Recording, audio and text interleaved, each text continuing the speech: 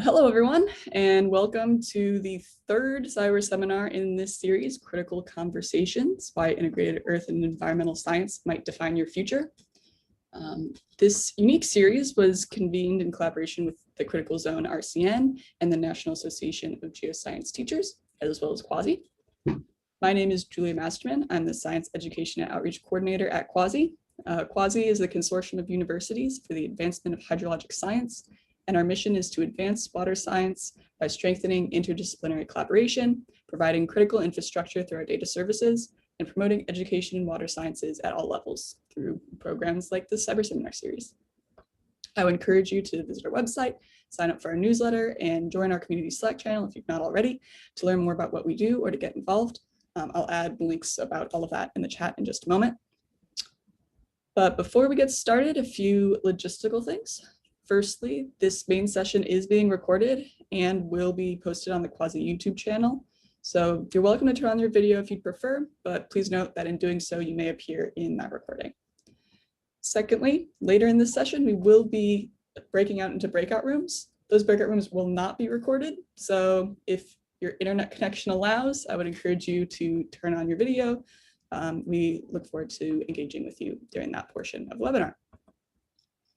Finally, note that this is a meeting style. This is intentional. We're looking forward to engaging with everyone. So please remain muted until we are in the breakout rooms. Please ask any questions you may have via chat. And if you notice any unacceptable behavior, please use the chat to notify me, Julia Masterman, or one of the other hosts. This webinar is the third in a series of 6 that will be hosted over the next month now. You'll need to register for each individual webinar to attend each week. Please do so by visiting the link that I'll put in the chat in a moment to register for the future talks if you haven't already. Please also spread the word about this series to peers and colleagues. You can share the link and follow Join CZ Science and at Quasi on Twitter. So thank you again for joining us this week for an introduction to reactive transport modeling in CZ Science. I'm going to pass it off to Kamini Singha. Great. Thanks everyone for being here for the third of these. As I have said in some of the last times, I'm seeing some familiar names and faces, so that's great. Welcome back. This series was motivated in part by the Critical Zone Research Coordination Network that I am currently the PI of. We ran a meeting last June where students and early career faculty and postdocs were asking for some sort of more organic way of learning about critical zone science topics and getting to meet with people, especially with COVID. It's super hard for us to sort of meet new people. So this series is to give you just a little flavor of a new topic and then put you in some breakout rooms where you can learn a bit more about some topics of interest or related to career development broadly, and today to reactive transport modeling. So with that, I'm very happy to hand it over to today's host, and that is Alexis of our Sitchler. Great, thanks, Kamini. Let me get things shared here, get up and running. Okay.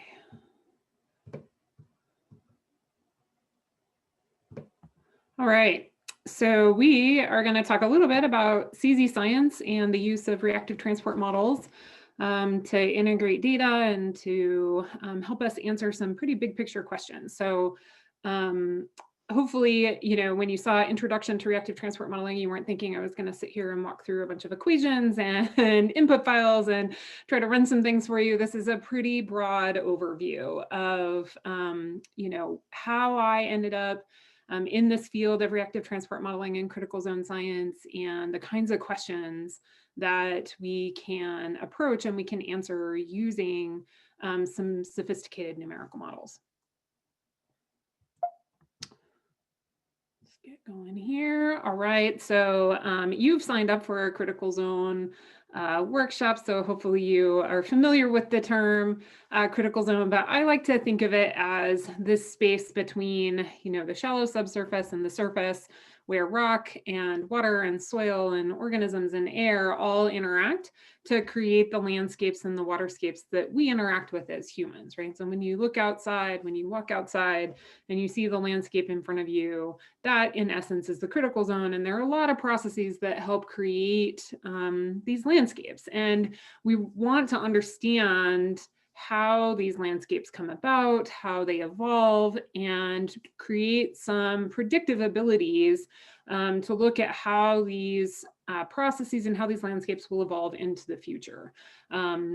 So that is kind of my view of the critical zone. And if we look at, some of the questions that we want to try to answer about these, this is from the CZN network. So looking at things like what processes control carbon and particulates and reactive gases over different timescales, the fluxes between the atmosphere and the subsurface. How do processes that nourish ecosystems change over human and geologic timescales? How do perturbations to land use and climate and hydrology propagate through this system that we think of as the critical zone and lead to evolution and changes through time? And how do biogeochemical processes govern long-term sustainability of water and soil resources? These are all really big picture questions that we would like to have answers to, and it takes an integrated team of scientists and a lot of data collection, a lot of observation, and a lot of experimentation to try to understand the different bits and pieces of this. But really, to answer these big picture broad questions, we need integration. We need integration of processes, we need integration of observations, we need integration of understanding, and reactive transport models provide us a really great tool to be able to integrate a lot of this together to try to address some of these big picture questions. And so we're going to talk about that a little bit today. So why reactive transport models? Like I just said, they help us integrate processes in a way that allows us to test intuition and to explore perturbation and response in complex systems. And so these complex systems, there's often nonlinear effects. So you change one part of the system and that cascades through changes to other parts of the system. And models help us understand that. We can set a model up that we think is representative of what's happening in the critical zone. And then we can change something about that model. We can change the climate, we can change the topography, we can change the vegetation, and then we can watch how the system responds to those changes. And that is one of the really powerful things about reactive transport models. It's also one of the things that I really like about reactive transport models. So these models really take equations that are used to describe physical, chemical, and biological processes and integrate all of this into a code.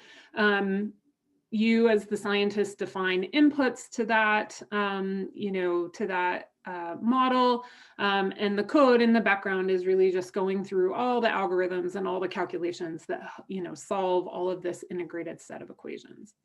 So there's a really active piece of modeling that involves a scientist coming up with the observations, coming up with a conceptual model, and really making decisions about how well these models represent our systems. And that is another piece of modeling that I really like. So when we set these equations up, we can evaluate our observations, we can make predictions about how these systems operate, and we can make these predictions over length and timescales that are not possible with either observation or experimentation. And so we want to understand how things happen in geologic time sometimes, and there is no way to set up an experiment or a series of observational studies that allows us to do that. And so if we integrate these, we can run a model over geologic time, and we can start to probe what happens over these length and these timescales, that really make it, models make that possible.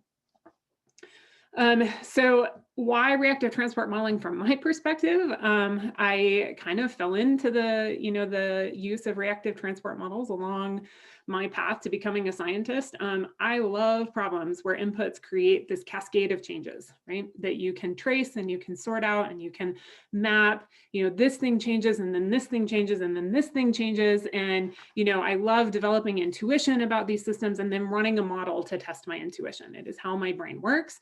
It is a problem-solving approach to things, and models help me do that in a very quantitative way.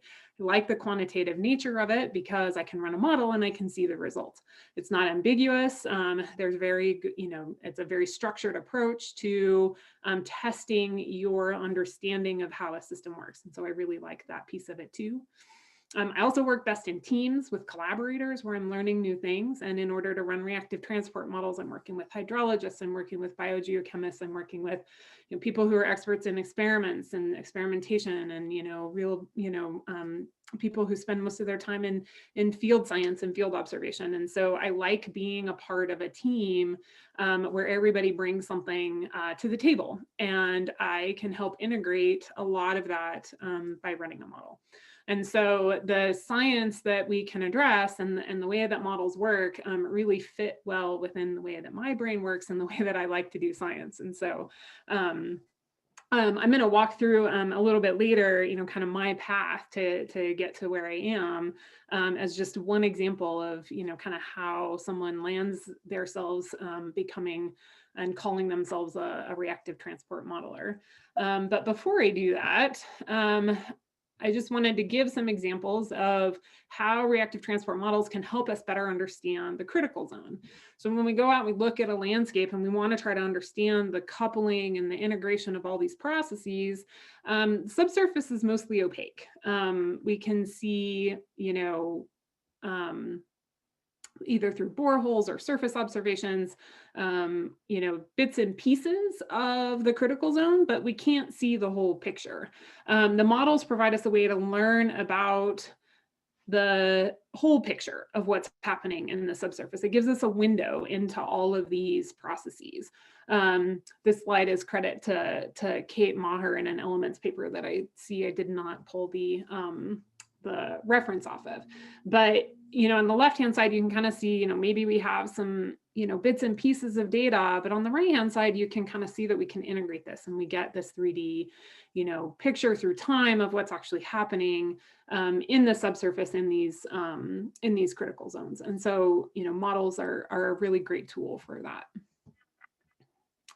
So just a few examples of critical zone processes that have been investigated with models. So I wanted to kind of highlight, some recent work where reactive transport models have been used to look at critical zone processes. And this is the work of a lot of people that are, on this call and will be working in some of the breakout rooms. And so certainly if you have questions, you can follow up with them.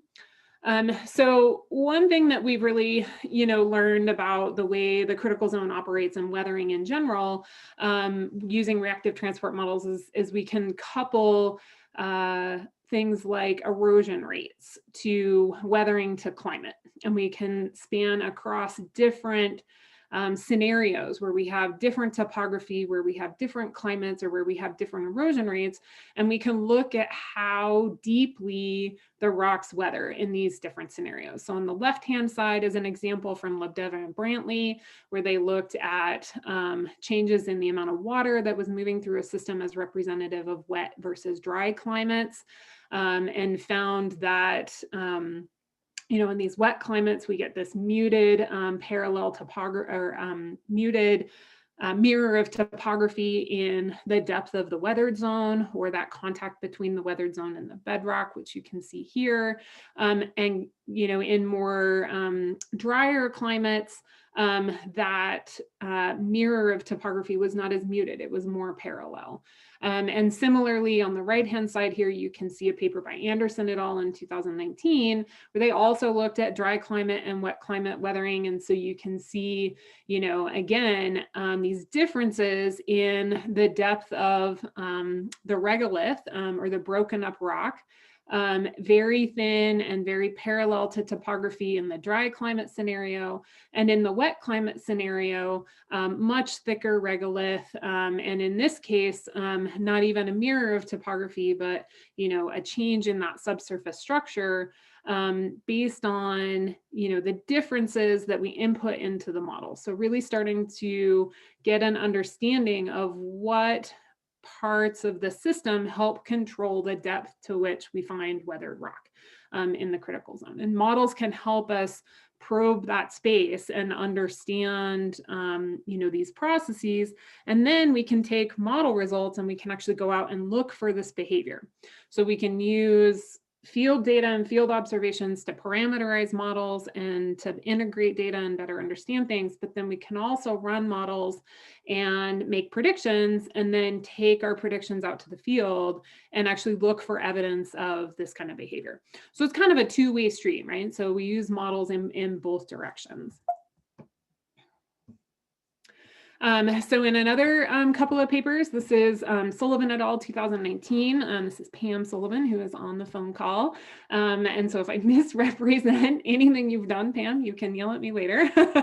But really this is a case where a model was used to look at rates of weathering and the spatial and the temporal distribution of how fast minerals weather in an environment where you had a shaded hill slope and a sunny hill slope. So where aspect ratio or the directionality of the hill slope and the relationship of that to the sun can change the way water moves through the subsurface, the way, how much water gets into the subsurface. And then that translates into changes in the temporal and the spatial distribution of weathering rates within a watershed. And so this is really important when we want to start looking at where solutes are produced in the subsurface, where minerals are weathered in the subsurface, and understanding some of these smaller scale structures to the critical zone. Likewise, in the same watershed, Bao et al. 2017, which this paper came out of Lili's group, who is also on this call, looked at weathering again in this same watershed, the Shale Hills watershed, and found that the landscape position controls water storage and spatial distribution of weathering rates. And so you can map out in 3D space where water is stored in the watershed, and where dissolution happens and where solutes are produced. And so these integrated models really help us get an understanding of how all of these pieces are coupled together. In one more case here, this is Maher et al. 2009. So this is looking at, again, weathering on a series of marine terraces in California outside Santa Cruz. This is a really well-known chronosequence in the weathering community, and looking at the propagation of weathering from the surface into the subsurface, and found that really the coupling of mineral dissolution and precipitation controls a lot of the long-term weathering behavior. And so it's not just the dissolution of minerals, but it's also how fast minerals are precipitating. And we need to be able to understand, a mineral dissolves and produces something like aluminum or silica, but then that aluminum and silica precipitate into another mineral, changing the water chemistry. And, that coupled dissolution, mineral precipitation and the rates at which those happen can be a long-term control on how much weathering happens in a given system. So those are just a few examples of really great studies where we've learned a lot about mineral weathering and how hydrology and weathering and climate are all coupled in the critical zone to produce these weathering signatures that we can see. And so now I kind of wanted to give a little bit of a personal perspective on how did I get to critical zones and reactive transport modeling. Like, a lot of people, my path was not super straight. I certainly had decisions and junctures along the way that led me to where I am. So I started my education in higher ed at Mesa State College in Colorado, a small 4-year state school. I'm a first generation student. When I left the small town that I grew up in, I thought that you went to college to either be a teacher, a lawyer, a doctor, or a business person. So I was pretty clueless about what the options, were that were out there in terms of careers. And so because blood made me squeamish and I thought lawyers came from rich families, I decided I would do business. And so I started school as an accounting finance major. It turns out that it's kind of an interesting parallel to even what I do in reactive transport, because it's kind of this system where you have inputs and outputs and, a cascade of changes. And so it maybe wasn't too far off of my interest level, but I decided pretty quickly that it kind of wasn't for me. I had my eyes opened a little bit. I wasn't quite sure what I wanted to do, but I knew it wasn't accounting and finance. So I took what I called as my Jeopardy semester, meaning I went through the course catalog and picked things that looked interesting. And so you can kind of see the gamut of what I took. I thought maybe science was kind of in my path. And so I took geology and I took chemistry. It's pretty fortuitous that I took them together. I think that is what made me a geochemist in the long run, is that I started to see these parallels between what I was learning in geology and what I was learning in chemistry. And the rest of it just became, base knowledge that I can use when I'm trying to beat my 10-year-old son at Jeopardy, which rarely happens. So I thought science was, kind of the way I was going to go, and opted into geology after exploring a few different things.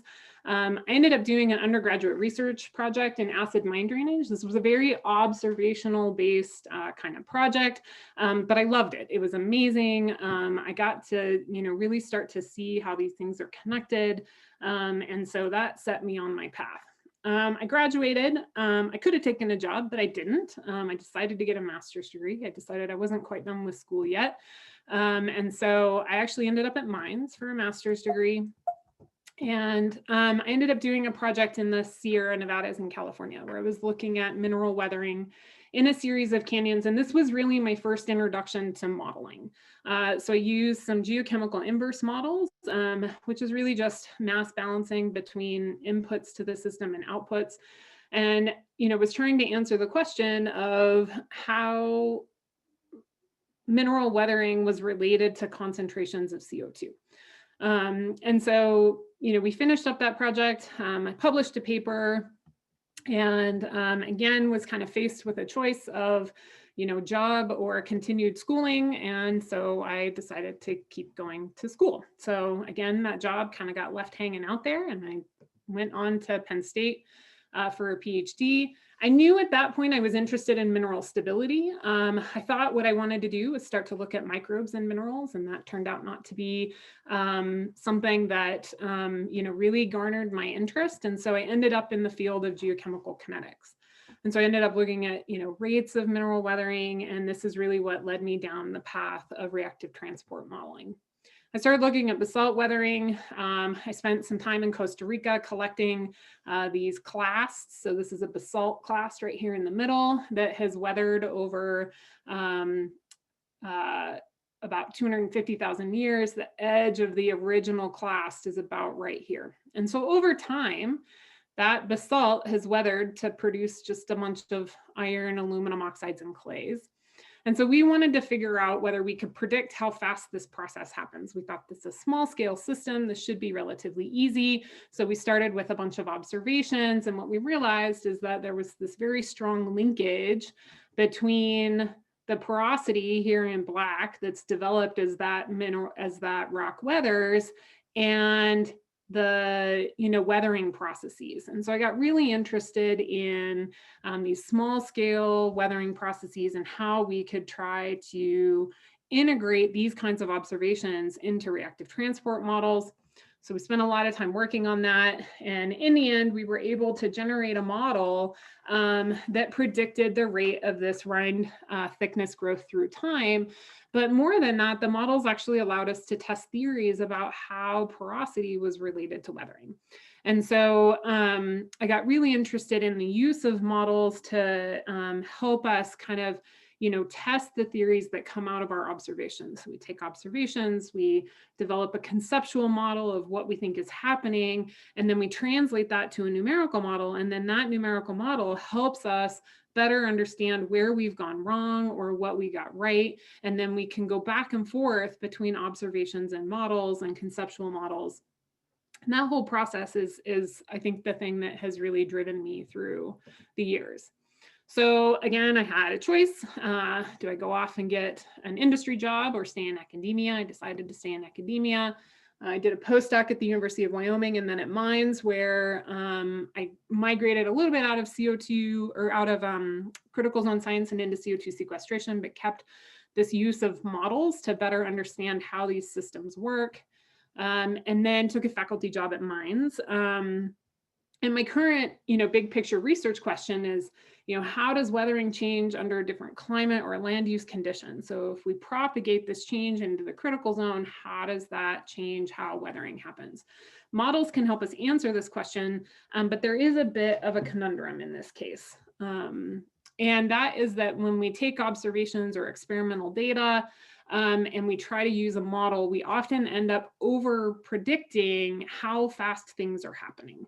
And so I got really interested in, the differences between how we measure mineral dissolution in a laboratory where we ground things up, put them in a reactor, and we measure these processes versus what's actually happening in the field. So coming at this from a geology background, thinking about the structure of the rocks and how the rocks form and how they're different, made me start to ask questions like, how does bedrock porosity and structure control how fast rocks weather? How do we incorporate this information into reactive transport models in a way that allows us to answer these questions? And so those are the kinds of things that I'm working on right now. My group is working on both models and experiments and field observation, and we're integrating these. This is just kind of 3 examples of what we're doing. And I'm not going to walk through a lot of the details on this, but I just kind of want to tell you what we've learned about how weathering happens in these natural systems, right? So what is actually happening when you take a fractured bedrock and you start putting water through that and the water starts to weather the rock away? Well, what happens is initially when you have just fresh rock, weathering is fast. There's really no discrepancy there between what we observe in the field or what we observe in the lab and what we would predict would happen in the field. But as those minerals weather away, especially in a fractured scenario where now the fractures, all the minerals in the fracture are gone, and you just kind of have water moving through these fractures, the weathering moves into these kind of core stone-like environments. So on this side here, this is a figure from Liz Andrews, who's actually on the call. These blue blocks are spots where we still have rock, right? So there's still rock in there, but between those, along these fractures, right, the primary minerals have dissolved away. And so as water flows through these fractures, the weathering is actually happening disconnected from that. And so there's diffusion that sets up a transport between the rock that weathers and then flushing those weathering products away. And this is really slow. And so weathering is fast initially when you have water moving through the fractures and you're just kind of flushing everything away. But when we move to this kind of a scenario, this happens really slowly. And so through time, geologic time, right? So tens of thousands of years, 28,000 years. Now all of a sudden your weathering is happening very slowly, and we have to take into consideration this structure, right? This, big structure of the rock and the porosity in order to be able to predict how fast things are happening. And so this leads to sort of slow weathering in these field environments, but the weathering signal gets diluted, right? So there's still water moving through these fast fractures. So when we collect the water, we don't see the true weathering signal. And so this is what we're working on sorting out right now is, how do we integrate all of the observations and our understanding of the bedrock structure to really understand what processes controlling weathering through time, and models help us do that. They help us in a way that we couldn't do with just, sort of conceptual understanding and descriptions. So one of the other things that I'm working on is advancing the use of reactive transport models in earth science. So this is through an NSF-funded research coordination network with Kate Maher and Jenny Druin. And Jenny Druin's on the call with us. And we're really working on a community-based educational infrastructure for numerical simulation. And we're using reactive transport as a use case for this. And so what we're trying to do through this project is to really think about the people that use models, the people that want to use models and want training in how to do that, and how best do we create a educational framework to train people on how to use models.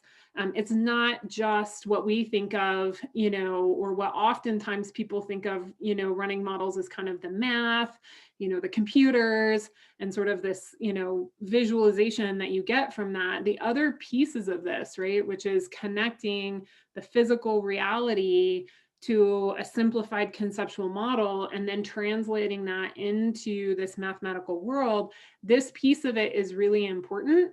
And we're trying to focus on teaching people the skills that are needed to what we think of as thinking like a modeler, right? So which is the top part of this. And so often, this part is the people that, this is what people think of when, you think of numerical models, but without this, they're not as useful. And so we really want that design side of modeling and thinking about how to use these models. And I think, so that is what I have as my overview introduction to reactive transport modeling in the critical zone.